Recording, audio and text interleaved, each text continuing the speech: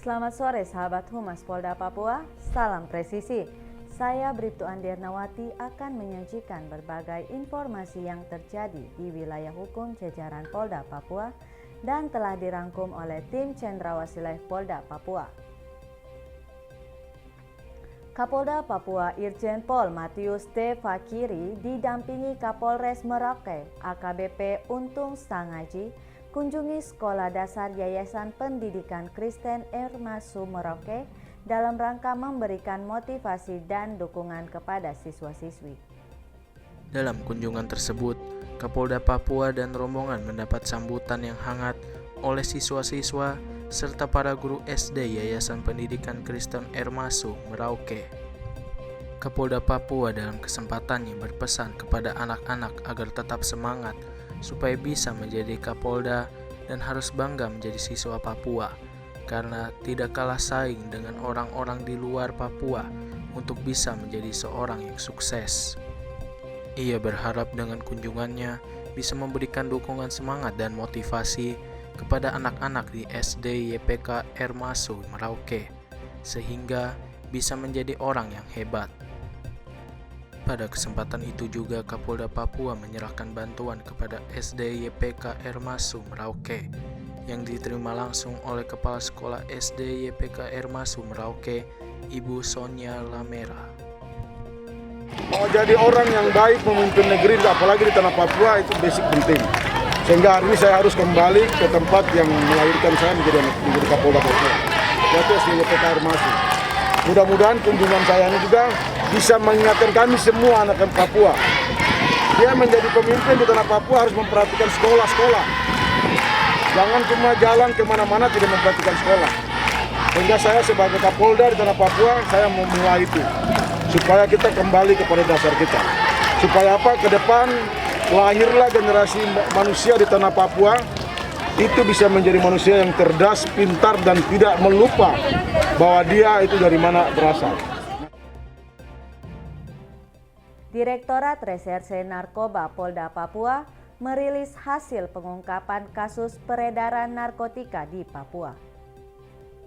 Direktorat Reserse Narkoba Polda Papua berhasil mengungkap kasus peredaran narkotika jenis sabu dan ganja di Mimika dan Kabupaten Kerom. Direktorat Reserse Narkoba Polda Papua berhasil mengungkap kasus peredaran narkotika jenis sabu dan ganja di Mimika dan Kabupaten Kerom. Di Mimika, polisi berhasil menangkap 2 pengedar narkotika jenis sabu dengan barang bukti 248,04 gram sabu-sabu senilai 500 juta rupiah. Pada kasus berbeda, Polda Papua juga berhasil mengamankan barang bukti berupa 4.800 butir pil dextro dengan tersangka atas nama RS. Sementara pada kasus sabu, Polda Papua menangkap 2 orang tersangka atas nama MIF dan MFA. Mereka diamankan tim di tempat berbeda. Direktur Reserse Narkoba Polda Papua, Kombes Pol Alfian mengatakan, kasus pertama diungkap oleh tim Direktorat Reserse Narkoba Polda Papua di Jalan Irigasi, Kuamki, Distrik Mimika Baru, Kabupaten Mimika, Kamis 17 Maret sekitar pukul 15.30 WIT. Kemudian kasus kedua diungkap oleh tim Direktorat Reserse Narkoba Polda Papua di SP2 Jalan Rambutan Kabupaten Mimika, Kamis 17 Maret sekitar pukul 17 WIT. Atas perbuatannya, tersangka diancam dengan pasal 114 ayat 2 dan pasal 112 ayat 2 Undang-Undang RI Nomor 35 Tahun 2009 tentang narkotika dengan ancaman hukuman paling rendah 6 tahun penjara dan paling lama 20 tahun atau hukuman mati. Sementara tersangka MFA disangkakan dengan pasal 114 ayat 1 dan pasal 112 ayat 1 Undang-Undang RI Nomor 35 Tahun 2009 tentang narkotika dengan pelaku diancam 5 tahun atau 20 tahun penjara dan penjara seumur hidup. Selain itu, pada 3 Februari 2022, Polda Papua juga mendapat laporan adanya ladang ganja di daerah Kerom, Distrik Senggi. Polisi juga menangkap pelaku atas nama MP. Ia tak melawan dan akhirnya menunjukkan pohon ganja dengan tinggi 5 meter berjumlah 19 pohon ganja. Kepada tersangka dikenakan pasal 111 ayat 2 Undang-Undang RI nomor 35 tahun 2009 tentang narkotika dengan hukuman minimal 4 tahun dan maksimal 20 tahun penjara. Hal ini perkara ini kita kembangkan atau buat 2 LP. Yang LP pertama tadi nomor LPA 613 Romawi 2002 SPKT Ditres Narkoba.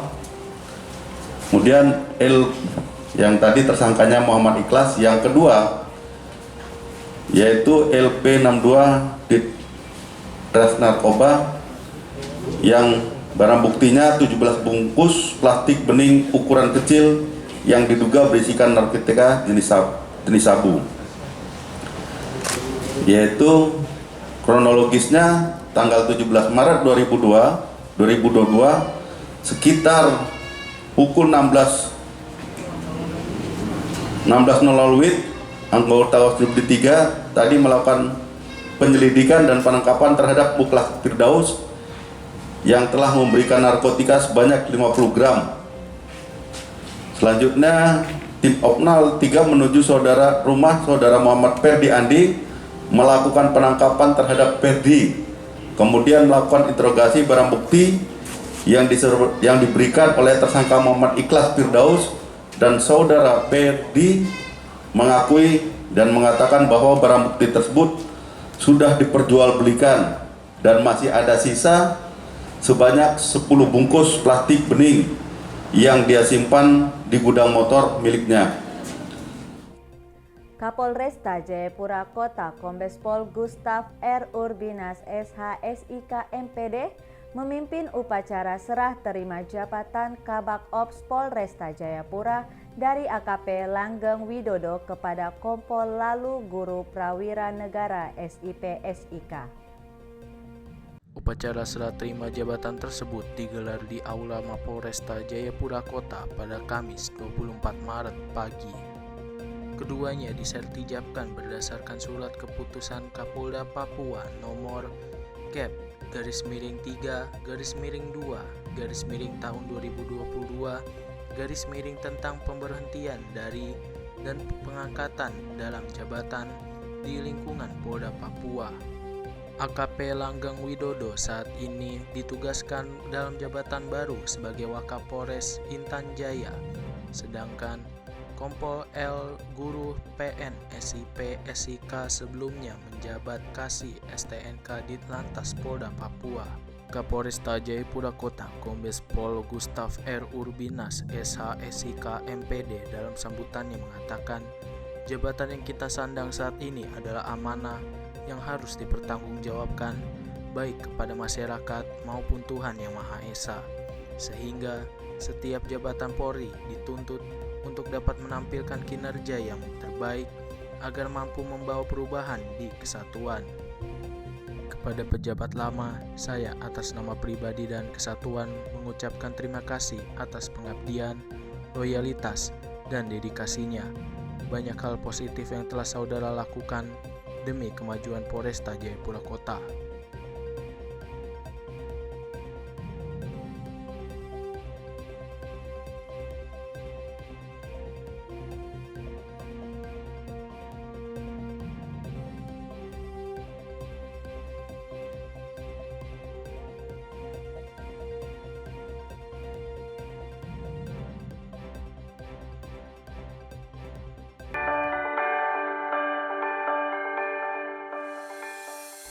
Shalom, Assalamualaikum warahmatullahi wabarakatuh. Om Swastiastu, salam presisi.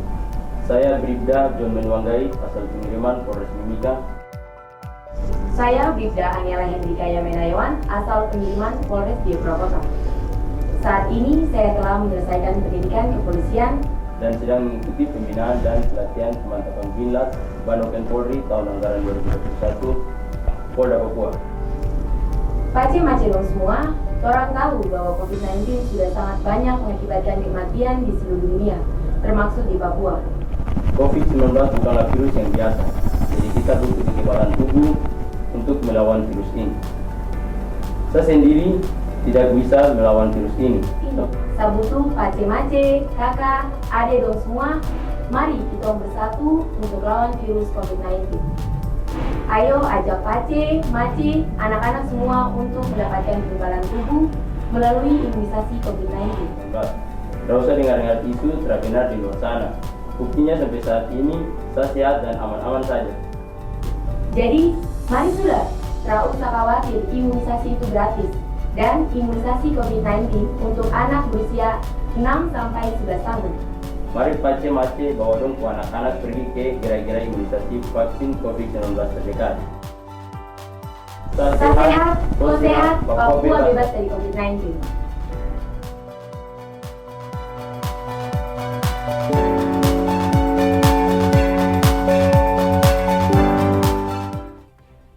Gabungan tim vaksinator baik dari Polres Tolikara maupun tenaga kesehatan terus memberikan pelayanan vaksin kepada masyarakat bertempat di Puskesmas Kota Karubaga.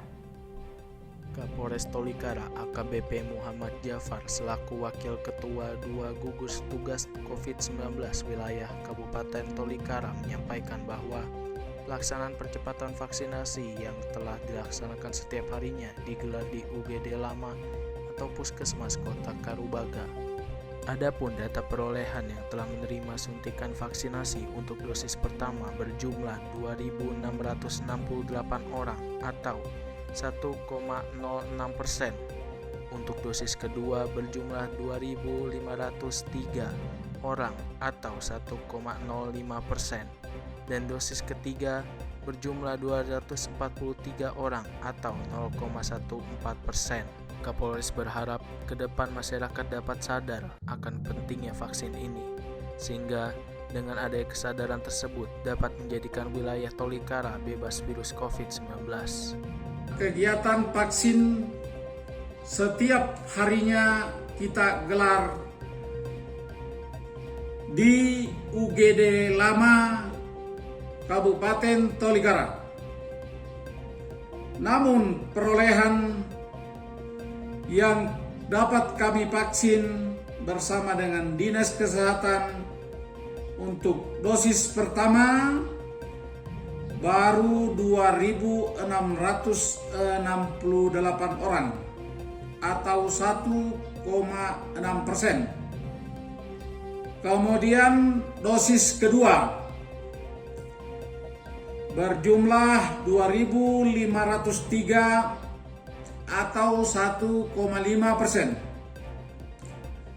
Dan dosis ketiga berjumlah 243 orang atau 0,14%. Bertempat di Mapolres Nabire telah dilaksanakan penyaluran bantuan tunai kepada pedagang kaki lima, warung dan nelayan atau disingkat BTP KLWN tahun anggaran 2022. Adapun bantuan tersebut merupakan program dari pemerintah pusat terkait dengan kondisi di masa pandemi dan menyasar ke masyarakat yang kurang mampu yang memiliki profesi sebagai PKL, warung kecil, kios, dan nelayan. Kapolres Nabire AKBP I Ketut Suwarnaya SIKSA saat dikonfirmasi menyatakan bahwa mekanisme pendataan bagi masyarakat yang berprofesi sebagai PKL, warung, dan nelayan ini didatakan secara langsung oleh kepolisian melalui Babin Kamtipmas yang akan terjun dan mensurvei langsung ke lapangan untuk mengecek kondisi dan profesi apakah sudah sesuai dengan kriteria yang telah ditentukan. Sampai saat ini masih dalam proses pendataan terhadap seluruh masyarakat yang berprofesi sebagai PKL, warung, dan nelayan di Kabupaten Nabire.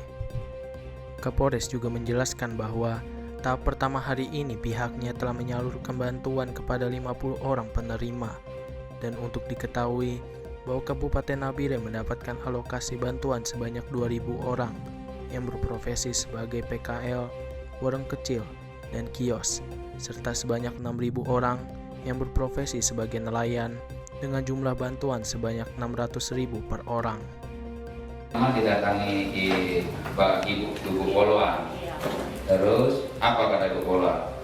Ibu Poluan katakan bahwa Ibu Poluan Pertama, mengatakan bahwa nanti kami akan dapat bantuan dari Polri, tapi harus ada bukti yang nyata. Makanya Ibu Polwan memoto hasil jualan kami di tempat jualan. Mama jualan apa? Mama jualan kue dan roti. Iya, ini bantuannya bukan dari Polri, Mama. Ini bantuan dari pemerintah pusat. Nah, itu Pak Presiden melalui Menteri Keuangan, Pak Polisinya membantu menyalurkan. Informasi tadi sekaligus mengakhiri perjumpaan kita pada hari ini. Saya Bribtu Andi Ernawati pamit undur diri, tetap waspada dan salam presisi.